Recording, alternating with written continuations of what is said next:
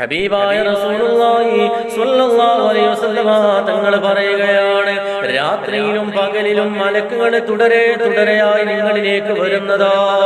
സുബ്ഹി നിസ്കാരത്തിലും അസ്ർ നമസ്കാരത്തിലും അവരിങ്ങനെ സംഘടിക്കുന്നതാണ്. പിന്നെ അവർ റബ്ബിലേക്ക് തിരിച്ചു ചെല്ലുമ്പോ ആ സമയത്ത് അല്ലാഹു തആല അവരോട് ചോദിക്കോ, നിങ്ങൾ തിരിച്ചു പോരുമ്പോ എന്റെ അടിമകളെ എങ്ങനെയാണ് നിങ്ങൾ വിട്ടേച്ചു പോകുന്നത്? നിങ്ങൾ പോരുമ്പോ എന്റെ അടിമകൾക്ക് എന്താണ് പണിയെന്ന് അല്ലാഹു തആല മലക്കുകളോട് ചോദിക്കുമ്പോ ഫയഖൂലൂന തറക്നാഹും വഹും യുസല്ലൂന വഅതൈനാഹും വഹും യുസല്ലൂൻ.